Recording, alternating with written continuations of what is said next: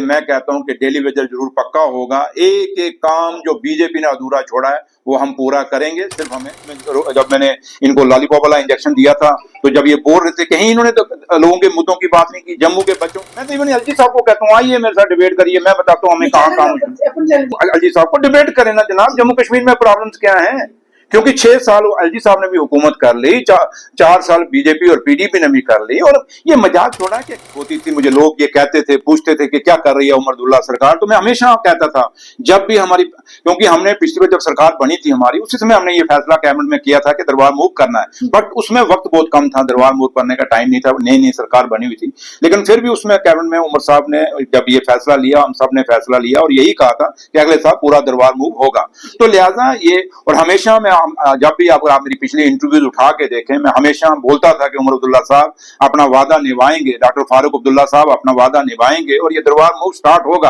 और कई लोग उसमें कहते थे कि नहीं होगा, इवन के कोई बीजेपी का कोई लीडर कभी ये बात नहीं। अभी भी जब आप उनकी रोज में, जब मैंने इनको लॉलीपॉप वाला इंजेक्शन दिया था तो जब ये बोल रहे थे, कहीं इन्होंने तो लोगों के मुद्दों की बात नहीं की, जम्मू के बच्चों के मुद्दों की बात नहीं की, जम्मू के व्यापारियों के मुद्दों की बात नहीं की। मुझे बताएं कि अगर ये बीजेपी के लोग जीत के आए हैं, मजा तब था कि ये अपने ऑफिस के बाहर मिठाई बांटते और वहां से एक प्रेस कॉन्फ्रेंस करते और कहते कि हम उमर अब्दुल्ला सरकार का शुक्रिया अदा करते हैं कि एक बहुत बड़ा फैसला किया जिससे जम्मू का व्यापार बच जाएगा। क्योंकि कश्मीर में दरबार जाए ना जाए, कश्मीर को फर्क नहीं पड़ता, क्योंकि वहां टूरिस्ट इतना आ रहा है। आप ट्रेन देखिए सीधा कश्मीर जा रही है, टूरिस्ट इतना वहां सीधा डायरेक्ट जा रहा है, लेकिन जम्मू में कुछ नहीं बचा। ट्रेन हमारी चलेगी कश्मीर तक, दूसरा टूरिज्म का कोई इतना स्कोप नहीं जहां लोग यहाँ पे यात्री आके रुके। तो उससे हमारा व्यापारी खत्म हो जाना था, और व्यापारी जब खत्म होता, दुकानें बंद होती, तो जो बच्चे हमारे वहां नौकरी काम करते थे उन्होंने भी बंद हो जाना था। एलजी साहब मूव करते हैं तो पूरे रास्ते बिल्कुल साफ हो जाते हैं। लेकिन मैं ये जब पैदल चल के मैंने ये महसूस किया कि जम्मू कश्मीर का अगर डिप्टी चीफ मिनिस्टर जाम में फंस रहा और 4 किलोमीटर पैदल चल रहा है और उसके बाद 4 किलोमीटर बाद रोड खुला नहीं है, मुझे एक अंदर से एक बड़ा रिस्की रोड, क्योंकि मेरी सिक्योरिटी भी इन्होंने काटी हुई है, एलजी साहब ने विड्रा की हुई है, क्यों, और उतनी स्ट्रॉन्ग सिक्योरिटी नहीं है, मैं बताऊंगा क्योंकि। तो उसको फिर मैं वहां, मुझे उन्होंने एक रास्ता घुमा के फिर मुझे काजी कुंड छोड़ा, और काजी कुंड के आगे भी रास्ते नेशनल हाईवे ब्लॉक। तो मुझे महसूस हुआ कि भाई अगर मेरे साथ ये हो रहा है, एक आम आदमी, चाहे वो एम्बुलेंस होगी या किसी ने कोई ट्रेन पकड़नी होगी या किसी ने जम्मू आना होगा या कोई किसी को इमरजेंसी काम होगा, तो उन लोगों का क्या होगा। मेरी सिक्योरिटी का क्या है। मैं तो कल इनके, अब तो मैं सिक्योरिटी लेता ही नहीं, मैं अभी भी अकेला चलता हूँ, पीछे मेरे दौड़ते रहते हैं। मैं तो कहता हूँ उठा लो सारी 2 गाड़ियां छीन। नहीं, मैंने नहीं, प्रोटोकॉल है तो फिर मेंटेन करें, प्रोटोकॉल को मेंटेन करें।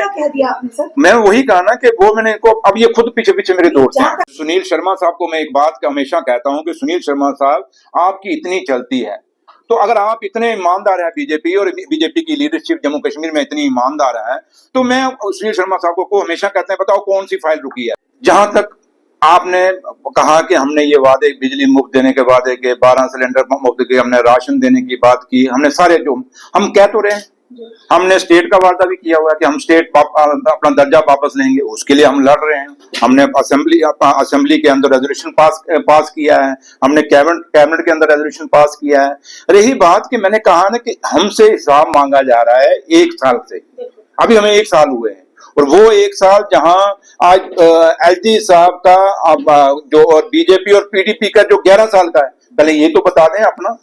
क्योंकि जो मुद्दे ये उठा रहे हैं, बिजली का, पानी का, स्कूल का, सड़कों का, हॉस्पिटल का, एजुकेशन का, सब कुछ जो मुद्दे उठा रहे हैं, ये मुद्दे क्या पिछले 11 साल में नहीं थे।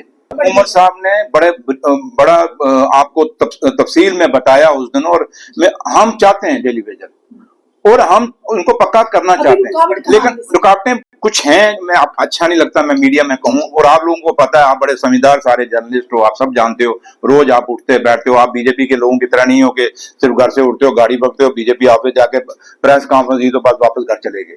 आप लोग सुबह उठते हो, शाम तक कई जगह जाते हो, कई लोगों से विचार भी करते हो, कहीं की दुख की दर्द भी सुनते हो, कईयों को ऐसे लोगों से इंटरेक्ट भी करते हो, अच्छे लोगों से भी, बुरों से भी, सब आपको सब पता क्या हो रहा है जम्मू कश्मीर। लेकिन मैं क्या लॉलीपॉप ही मुद्दा था कि आज की डेट में सुरिंदर चौधरी उनके लिए, मतलब कि वो अपने आप के लिए ऑफिस समित है। भाई मेरे से डिबेट करो, मैं तो इवन एलजी साहब को कहता हूँ आइए मेरे साथ डिबेट करिए, मैं बताता हूँ हमें कहाँ काम। एलजी साहब को डिबेट करें ना जनाब, जम्मू कश्मीर में प्रॉब्लम्स क्या है। क्योंकि 6 साल एलजी साहब ने भी हुकूमत कर ली, 4 साल बीजेपी और पीडीपी ने भी कर ली। और ये मजाक थोड़ा कि घर घर बच्चा बेरोजगार है, उस बच्चे के रोजगार की आप बात नहीं करेंगे, लेकिन आप उल्टा लोगों पे छीटाकशी करेंगे और छीटाकशी करने के बाद लोगों को इल्जाम लगाएंगे और घर चले जाएंगे। ये इल्जाम लगाने से बात नहीं बनेगी, बात तभी बनेगी जब आप लोगों के मसलों का हल करेंगे। और जो आज हमने दरबार चलाया है, क्या बीजेपी 11 साल में नहीं चला सकती थी? बंद तो इनके टनूर में हुआ ना, हमारे टनूर में तो नहीं हुआ। आज अगर हमने चलाया तो इन्होंने क्यों नहीं चलाया? इसलिए सिर्फ आप वेट करिए, हमें 5 साल की हुकूमत है और 5 साल की हुकूमत जब खत्म होगी आपको सारा बताएंगे। रैबरे खेल है, ये आप खेल मंत्री थे, आपने रैबरे खेल को क्यों नहीं पक्का किया? ये सवाल आप पूछना उनको। रैबरे जंगलात, रैबरे जरात, आपके एसपीओ, आपके डेलीवेजर, आपके होमगार्ड, आपके फायर वाले, कितने लोग थे जो आपको खुद आप लोगों ने कितनी बार कवर किया और वो बीजेपी के ऑफिस के बाद धरना देते थे। वो लोग आज तक क्यों नहीं पक्के हुए? 11 साल में पक्के।